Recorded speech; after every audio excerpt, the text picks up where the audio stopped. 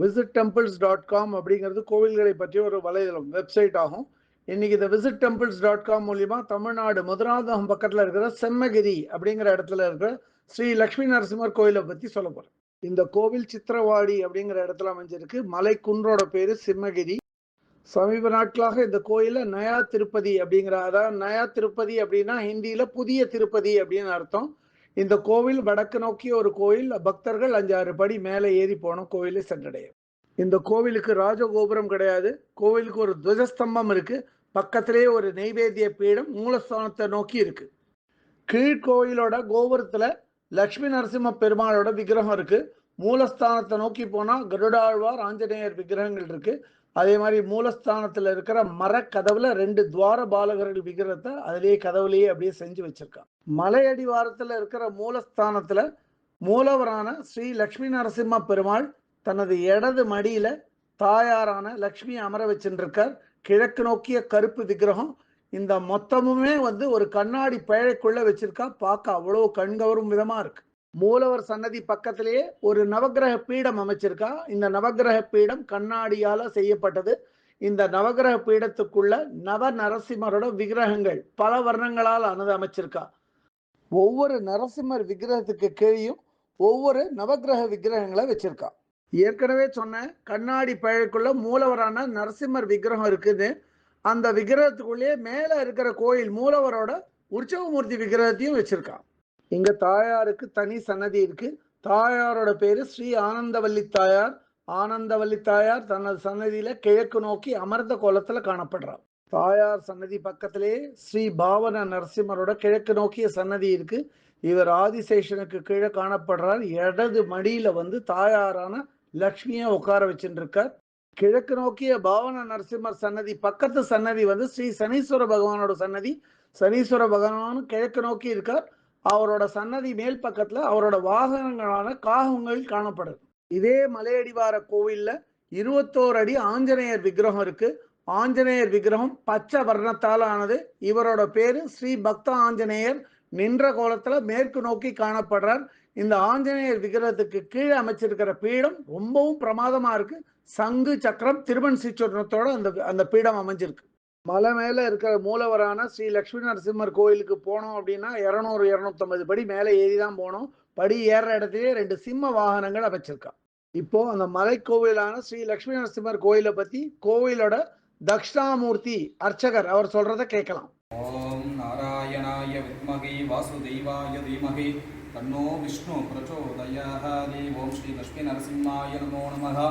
நயா திருப்பதி சேத்திரம் ஒரு புண்ணிய சேத்திரம். கோவில் நிறுவப்பட்டு பார்த்தீங்கன்னா சுமார் ஒரு 17 வருடங்கள் ஆகுது. இவா திருடாம பார்த்தீங்கன்னா ஸ்ரீ லக்ஷ்மி நரசிம்மர். இந்த மலைக்கு பேர் பார்த்தீங்கன்னா சிம்மகிரி. புதுமையாக உருவான நயா திருப்பதி பேர் சொல்லியிருக்கா. நயானா என்னன்னு கேட்டீங்கன்னா இந்தியில புதுமை அர்த்தம். புதிய திருப்பதியாக சேவை சாதிக்கிறார் பகவான். இன்றைய செஞ்ச அலங்காரத்தோட சேவை சாதிக்கிறார். சுவாமி பட்டு வருஷம் ஷாத்தில் இருக்கார்.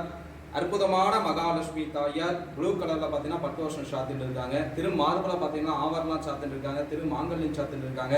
108 சாலகிராம மாலை சாத்திட்டு இருக்கார். வெள்ளியான கோரப்பற்களை சாத்திட்டு இருக்கார். வெள்ளியான திருநாமத்தை சாத்திட்டு இன்றைய தினம் பார்த்தீங்கன்னா வெற்றி கோசமே வெற்றி வேறு மாலையை சாத்திட்டு லோகஸ்ரீமத்து கோசம் சேவை சாதிக்கிறார் பகவான்.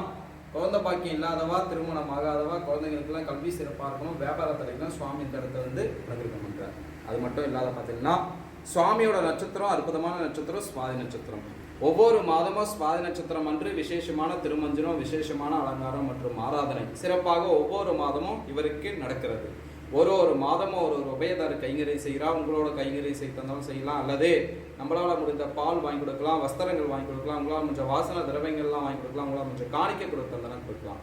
இந்த ஆலய கட்டின நிறுவனர் பார்த்தீங்கன்னா 92 வயது ஆகுது. அவா திருநாமம் கோவிந்த பெருமாள். அவா கனவுல தோன்றி கட்டின கோவிலாக சேவை சாதிக்கிறார். தமிழ்நாடுன்னு இல்லை, உலகத்தில் வேற எங்கேயுமே இந்த அமைப்புல கோவிலும் கிடையாது, இந்த அமைப்புல நரசிம்மரும் கிடையாது. பக்த பிரகலாதனுக்கு எப்படி சேவை சாதித்தாரோ அதே திருவடியோட சேவை சாதிக்கிறார். ஒரு நஜசிங்கம் எப்படி இருக்கோ அதே தோட்டத்தோட சேவை சாதிக்கிறார். சுவாமி வடக்கு நோக்கி சேவை சாதிக்கிறார். அந்த காலத்துல ராஜாக்கள் மட்டுமே வடக்கு நோக்கி கோவில் அமைக்க முடியும். கலியுகத்துல பார்த்தீங்கன்னா கண்கண்ட தெய்வமாக சேவை சாதிக்கிறார்.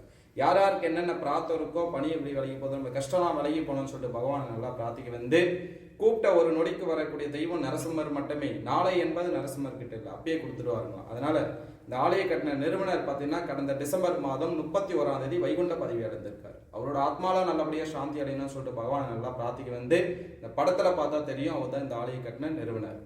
கோவிந்தா கோவிந்தா கோவிந்தா. ஓம் சத்குருசாய வித்மஹே லக்ஷ்மி ரூபாய தீமஹி தன்னோ லக்ஷ்மி நரசிம்ம பிரச்சோதயாத் வஜ்ரநாதாய வித்மஹே விக்ரம்சாய தீமஹி தன்னோ நரசிம்ம பிரச்சோதயாத் வஜ்ரநரசிம்மா. கோவிந்தா கோவிந்தா கோவிந்தா. கல்யாண நரசிம்மா கோவிந்தா கோவிந்தா கோவிந்தா. இன்னைக்கு visittemples.com-காக மதுராந்தகம் செம்மகிரியில் இருக்கிற ஸ்ரீ லட்சுமி நரசிம்மர் கோயிலை பற்றி எடுத்து சொன்ன திரு தக்ஷாமூர்த்தி அவர்களுக்கு நமது நன்றி கலந்த வணக்கங்கள். இந்த கோயிலை பற்றிய இதர விவரங்கள் வேணும் அப்படின்னா www.visittemples.com அப்படிங்கிற வெப்சைட்டுக்கு போயிட்டு இந்த கோயிலை பற்றிய எல்லா விவரங்களையும் ஆங்கிலத்தில் வந்து படிக்கலாம். இல்லை பிற பாஷைகளில் வேணும்னா அதுலேயே மொழிபெயர்க்கிற வசதியும் இருக்குது. அப்படியே மொழிபெயர்த்து அவா பாஷைக்கு தகுந்த மாதிரி படிச்சுக்கலாம். அது இதுவரை இந்த காணொலியை கண்டும் கேட்டும் மகிழ்ந்த பக்தர்களுக்கு visittemples.com சார்பாக ராகவாச்சாரியின் நன்றிகள்.